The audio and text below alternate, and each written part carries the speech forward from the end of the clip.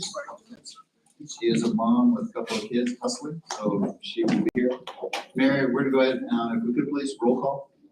Okay, Mr. Kirby. Here. Mr. Lopez. Here. Mr. Hennis. Here. And Mr. Wright. Here. We're going to change things up for a little bit, if we could please. We're going to move our executive session down to the tail end of this this meeting, our pre-meeting. And so we're going to go straight to the youth wellness, the Casa Grande Youth Alliance, and if they would look for you guys coming up, give us a presentation. You're on. Oh. And then we'll do board agenda review before we move to the executive session. Oh, that's a surprise. So. We just couldn't Don't wait. use the mouse, just use the arrows, so forward Okay. that, okay? All right. Good afternoon. Thank you to Dr. Battle for allowing us to come and speak today. My name is Bob Shogren. I currently serve as the Executive Director of the Casa Grande Alliance, and I've been there for 3 years. I spent 34 years working for the state of Arizona, 20 years working for the Mammoth San Manuel schools, first as an 8th grade teacher and then as a district administrator. And then following that, I spent the next 14 years serving 3 different governors, working at the Capitol every day. So we are here to talk a little bit about a survey that we did with the Casa Grande Youth Alliance. And the Youth Alliance is really kind of a new initiative of the Casa Grande Alliance. It's something that we've been doing for the last couple of years. Historically, the Casa Grande Alliance has been affiliated with SAD, and we've stepped away from that affiliation as of last year, so we're kind of doing our own thing. So a year ago, at the beginning of when everybody returned to school and we were meeting with the kids, we kind of thought about, how's it going with school being online and what's the experience like? And at that time, we put together a survey, had an awful lot of students do the survey, and we had a nice little article in the paper that, really, I think the students were positive about their experience of online learning at that point. They wish there was a little more variety and that kind of thing. But overall, I think that was a really great learning experience for our Youth Alliance kids. Last spring, we held a virtual conference, and our keynote speaker was Roberto Rivera. And Roberto is from the Alliance for the 7th Generation. He's a doctoral student at the University of Chicago. So he flew in from Chicago today to be here for this thing tonight. So kind of excited to have him. So he gave us a survey that we combined with many of the elements that we included in last year's survey. And then we put that out, probably about 3 months ago. So tonight we're here to talk about this survey. The survey, we broke it into 3 different parts: culture, confidence, mental health, social media. The second survey was supportive people and community. And the third is stressors, substances, and school. And overall, we had about 1,500 responses. Roberto arranged for a doctoral candidate to do a regression analysis on the survey, and she found that a lot of the items were valid. And also, interestingly enough, in her analysis, comparing male responses to female responses and comparing responses between ethnicities, there really wasn't any significant differences in any of those groups. So it was a pretty homogeneous group. But I think we really had a pretty good response across the board from our 3 high schools in town, including Vista, Union, and Mission Heights. So I guess probably 3 or 4 weeks ago, we closed the survey, and then we brought it to the kids, and we've been working on analyzing the data since then. And so we have a team of high school students that have spent probably 10 or 12 hours analyzing the data, and they're really going to carry the bulk of the presentation for this evening. So with that, I will turn it over to Valia, who is a junior at Union.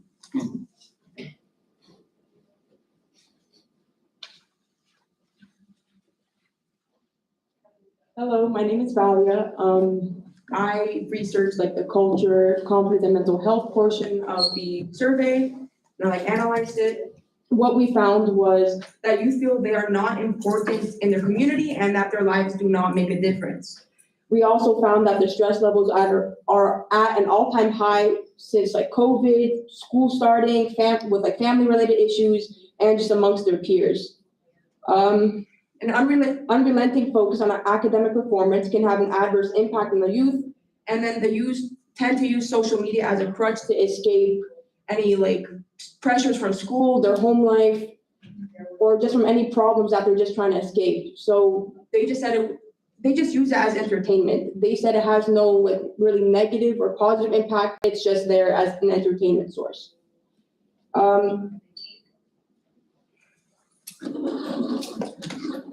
I think if you look up value, you'll see the first slide. I think the presentation view on the monitor is kind of moving up. Is it? Oh, I'm so sorry.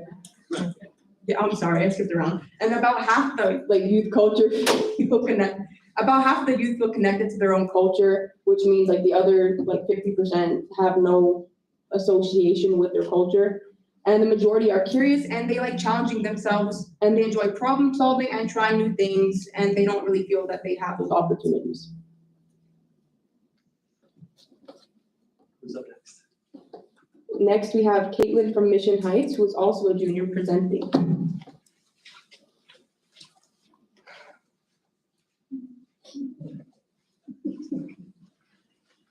Nerves, I think.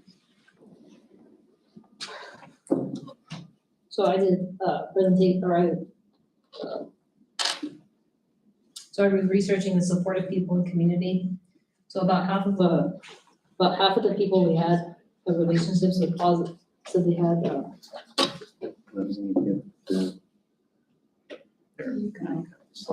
More experienced people than you have had trouble with that.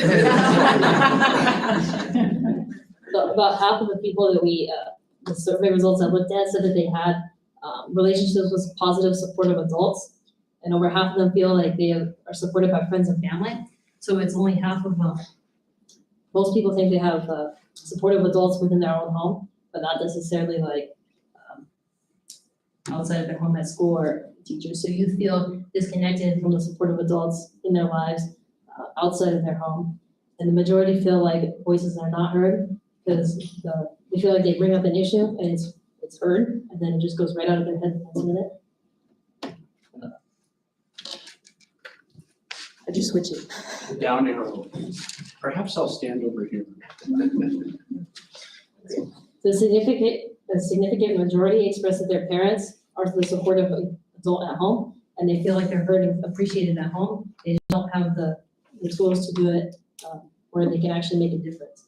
The vast majority of youth are not concerned about gang violence in our little community, like some adults are, but the vast majority expressed interest in more different kinds of after-school activities or just classrooms because people do get stuck in routine and then they end up not learning anything and they feel they can't go to authority for to bring their issue up.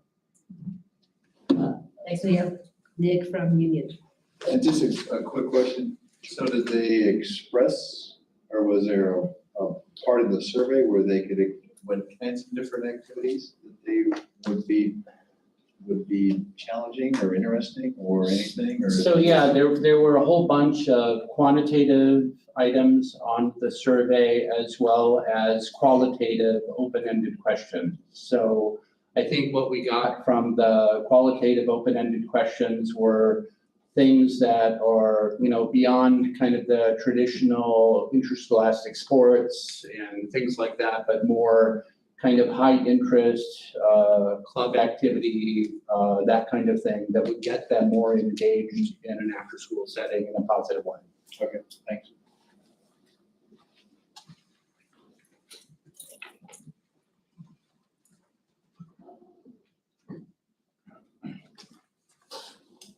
Good afternoon, everyone. My name is Nicholas Isles. I am a 9th grader at Casa Grande Union High School.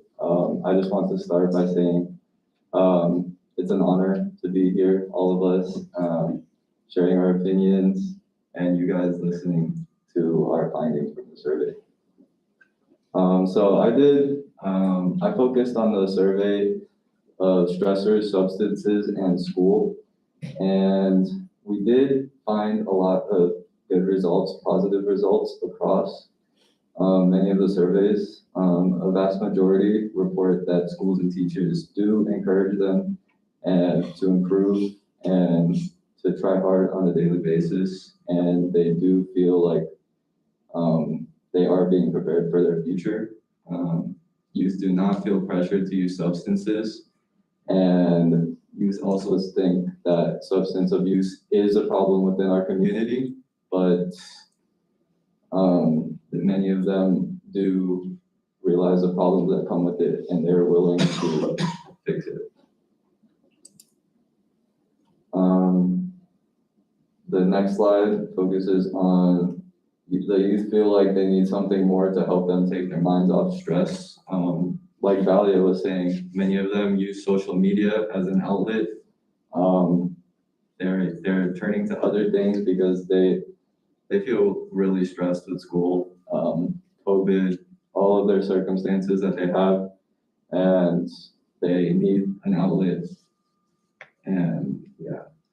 And overall, youth do feel positive about teachers, but in the qualitative responses or the open-ended, they do feel like they would like to see learning to be more creative and varied and more engaging within the classroom.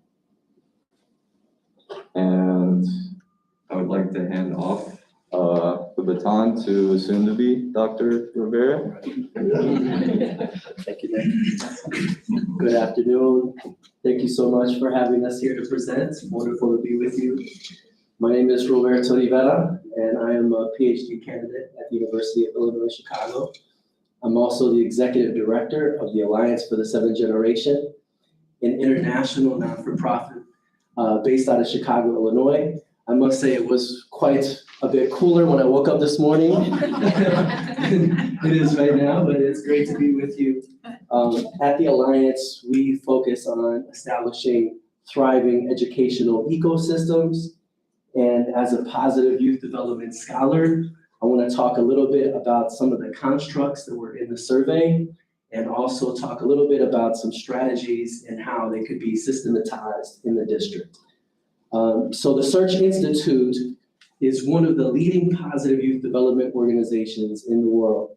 I don't know if you've ever heard of the 40 developmental assets, but they're the ones who pioneered that research. And then the 40 became 8 categories. And then the 8 categories were boiled down to 3 essential elements that they conclude all young people need in order to thrive. So one is that adolescents need to have positive developmental relationships with adults. This must be adults other than parents, because how many of us know as parents, you get to a certain point with your kids getting old enough and everything you say goes in one ear and out the other ear, and then somebody else says the same exact thing, and they're all like, wow, that was so profound. You said, I've been saying that about 100 times a day. How come you don't hear that from me? But developmentally, they're trying to get space from their parents and trying to understand their identities, trying to understand the direction of their lives. And other adults can have tremendous authority in impacting the way young people see themselves and their purposes in the world. In addition to that, young people need to know that they have a spark. They need to know that they have something that they're passionate about, something that they're good at, right? Something that can be fanned into a flame. In the United States, the #1 spark for adolescents is the arts. Arts is very, very important for our young folks. Secondly is athletics. And as many of you know, that is a lifeblood for a lot of young folks who remain connected to school. But oftentimes when the budgets are cut, arts and athletics are the first things to be cut. We know that young people who spend time on their sparks have decreases in depression, increases in academic achievement, and their communities see a drop in violence. In addition to that, young people need to know they have a voice. Part of the reason why we're here, and I flew down from Chicago, is because this is a big deal. You're giving these young people an opportunity to voice their concerns, their insights, their creative solutions. Young people need this in order to thrive. When you look at these 3 things, we know that young folks who have these 3 essential elements do better on every academic social, emotional, behavioral, cognitive, and psychological outcome that has been studied. Young people who have these three things are the most set up for school and for work and for life. However, the outcomes suggest that with over 3,000 youth in this particular study, that only 7% of youth have these three essential elements, further concluding that only a third have even one of these essential elements. Now, this was conducted in 2011 before COVID. Now, you can imagine these numbers have probably changed with over 980,000 people currently who've passed away from COVID, over 180,000 students across the nation who've lost a parent or a guardian. But I'm here to tell you that these ideas can be systematized. So we conducted a global scan looking for school communities that were exemplary in creating these thriving educational ecosystems. Doing this during the era of COVID. I've been joking around using the term BC lately, before COVID, you know. Things were different BC, right? We're still in the midst of it. One of the schools that we found that was exemplary was Kearoa in New Zealand. We found another school in New Mexico called Naka, and another school in Hawaii called Kanu'oakaina. I did have to practice that name a few times. Kanu'oakaina is a school in the Big Island, and all of their staff that work with the students are trained to be trauma-informed. They're trained not only in the ACEs model, but also in understanding the historical traumas that are still at play today. In addition to that, the youth have built a culture of love, an ethos of care, where the young people, in everything they do, they learn how to better love themselves, each other, and their community. At NACA in New Mexico, they've made a major focus on fanning the flame, the sparks of their staff and their students, while also nurturing the well-being. They've created an ecosystem with various community-based organizations supporting the mental health, the physical health. The faith-based organizations are also in connection with this, right? And the youth have places to go after school where they can fan those sparks of arts and athleticism in their community. At Kearoa College in New Zealand, a middle school and high school there, they engage the youth in the community in co-defining what constitutes success. These ideas influence the mission and vision of the schools, also the policies and the job descriptions of the schools. And the community has said, yes, we care about literacy, we care about numeracy, but we also care about cultural identity. We also care about our young people knowing their language. And when they graduate, we don't want them leaving and never coming back. So in order to graduate from this school district, you have to demonstrate that you are what they call a warrior scholar. That you take the content that you're learning and you use it to serve your community. So when the youth leave, they come back, right? So all this being said, I want to applaud you for listening to the voices of the youth today. And I want to encourage you, in my professional opinion, to continue to make space for young people to be heard, because the research is clear. Organizations that have authentic youth voice have less burnout. How many of us want less burnout in our organizations? Organizations that have authentic youth voice also raise more money. How many of us like that? And lastly, organizations that have authentic youth voice are better equipped to meet their outcomes and goals. Thank you for your time. And I want to introduce again, Nick Iles, back to the podium. Thank you, sir.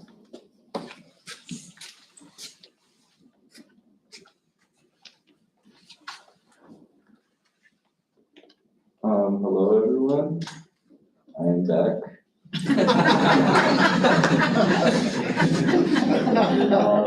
So obviously with the research, it's just research, so we need to come up with plans to fix the problems that we see. And some of our some things that we considered were to develop focus groups to find even more information and about the youth, to survey maybe even more demographics and find even more correlations between what could be the problems and how we could solve them and what we are doing right. And maybe youth alliance members could facilitate focus groups at each school. We need to identify the priorities within our community, and we could design culturally relevant opportunities for youth self-expression and voice. We want to shine a light on what matters most to the youth in Casa Grande. That is our mission. And I believe that is the end of our presentation. Thank you.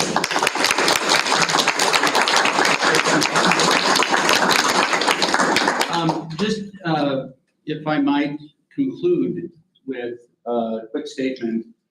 I really genuinely believe that, and I was doing training for the Florence schools, and I've been doing a lot of trauma-informed training wherever people want to hear me. Yeah, please do. And I spoke after the superintendent talked, who right before I got up said that they had lost 600 students in their school district to online schools. And the superintendent said, these are not kids that have moved away.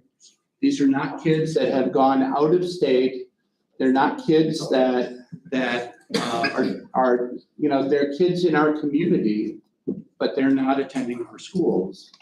And I thought about that, and at the end of the training, I said, you know something?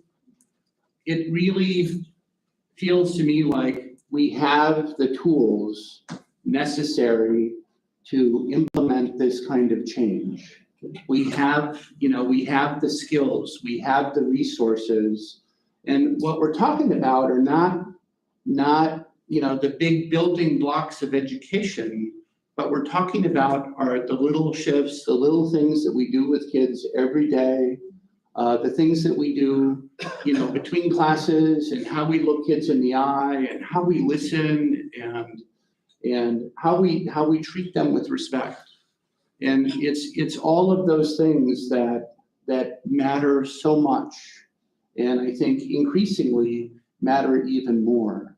And I really hope that we can get to a place where we can really honor youth participation, honor youth voice, and really build a stronger foundation in this adult and youth partnership that we call public education and Casa Grande.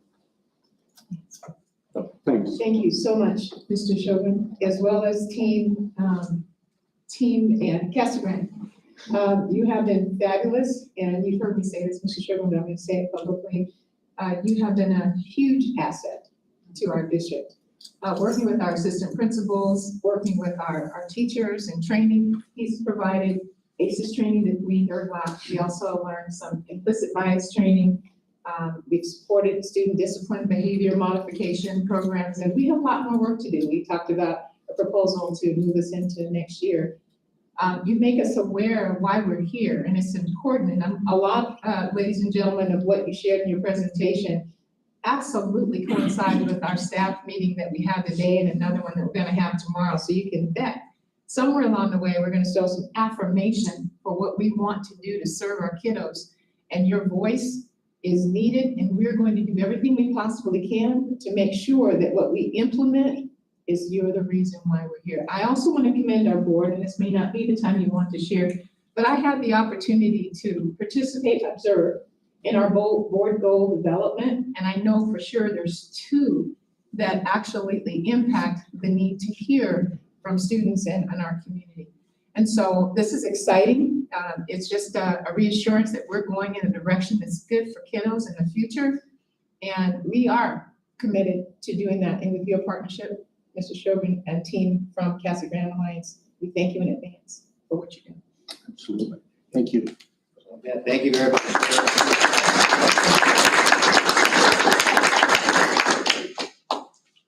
Well, we sure thank you guys for coming today and making that presentation. Obviously, the reason why all of us are here is for the youth and students of Casa Grande and the surrounding areas. And number one, as Dr. Battle has said all along, and we reiterate, is kiddos are number one, and our future is based on what you guys do. So anything we can do to help further and create a voice for you to have a voice, is just imperative for us. And, yeah, you know, the whole city of Casa Grande, I hope, and I know that the Casa Grande Alliance used to reach out to the mayor and to the city, et cetera, and do the same kind of presentations, because there's a lot of hands that need to be held as far as extracurricular activities and different things going on. The school is one facet, but the community is another facet of this whole thing too, so absolutely.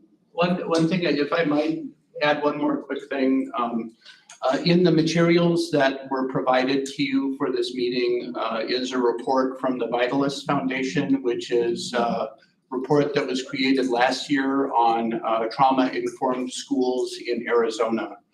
And another hat I wear is I serve on the board of the Arizona Adverse Childhood Experiences Consortium. And in the last couple of months, the consortium won a contract with the Maricopa County Health Department to provide trauma-informed and ACEs training to all of the teachers in Maricopa County. So I feel like maybe for outside of the great state of Maricopa, you're maybe a little ahead of the curve here. But I really, you know, take a look at that report. It has some great recommendations for really how to move forward in a really powerful way. So thanks. That's awesome. Thank you very much. We sure appreciate you guys coming today.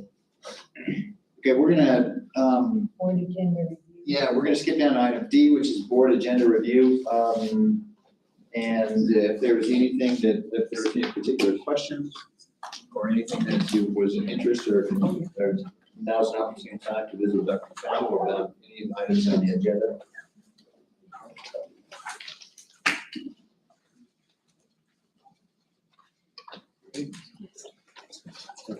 Thank you. Thank you guys very much. Bye, thank you. Great seeing you. Have a good rest of your meeting. We'll be in touch.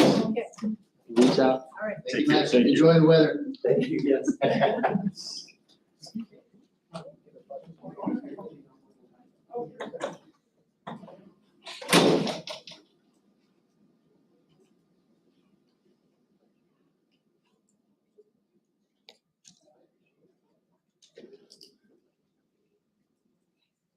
On the IBN recommendation, did you get my email earlier today, regarding the certified salaries? Oh.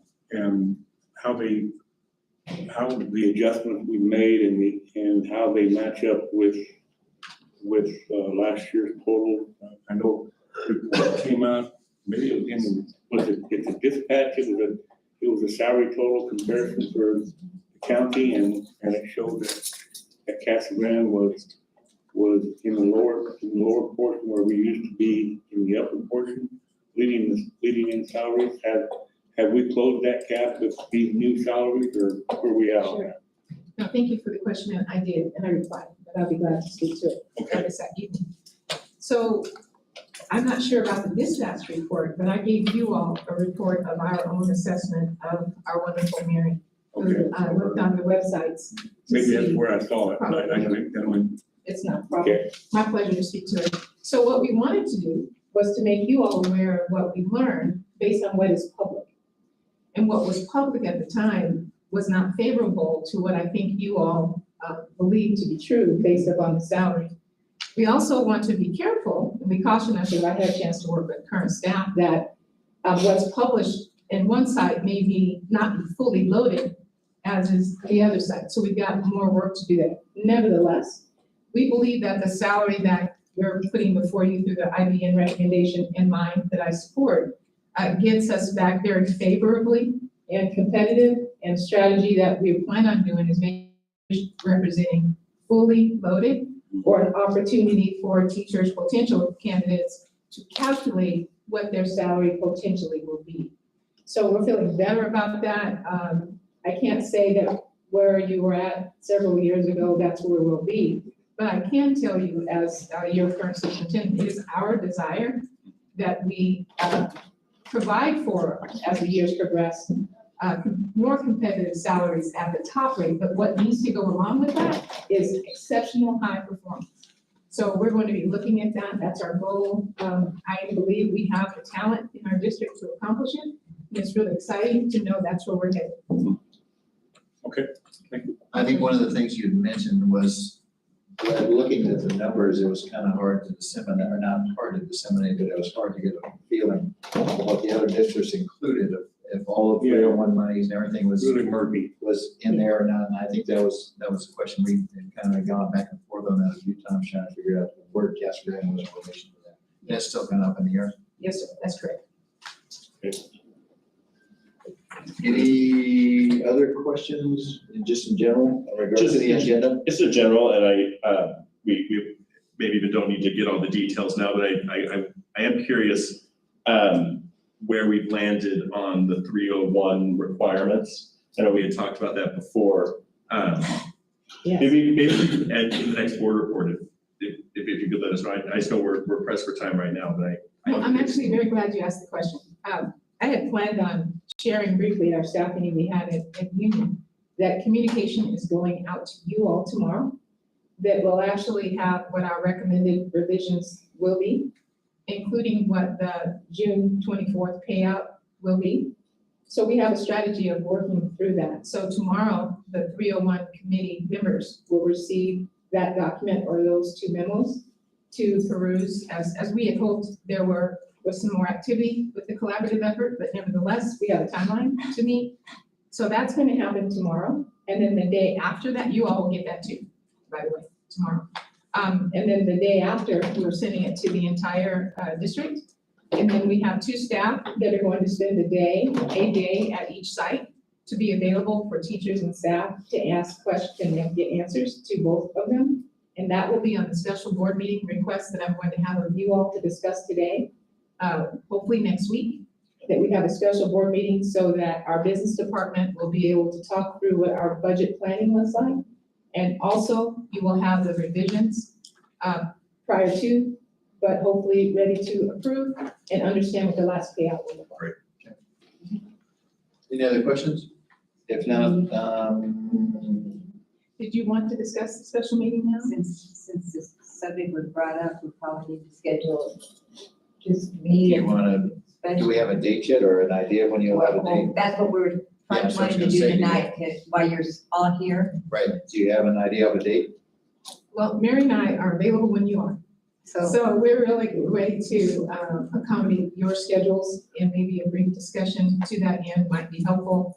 Melanie and Gina are going to have site meetings. I'm Based available upon any the day but state. Wednesday. Okay, so stay away from Wednesday. What about Monday, the 11th? What time?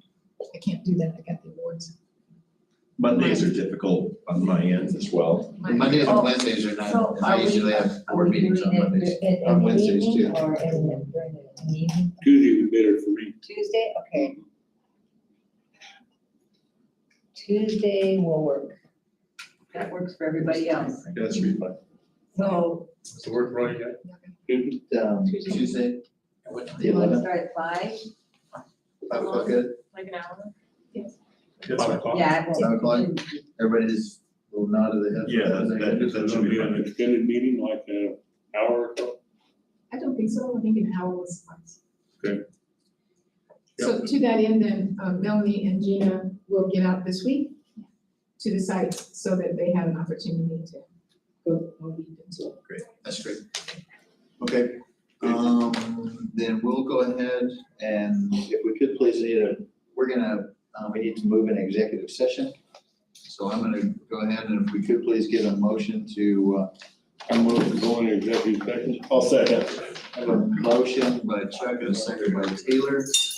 It is 6:06 and we're going to go into executive session. If we could please.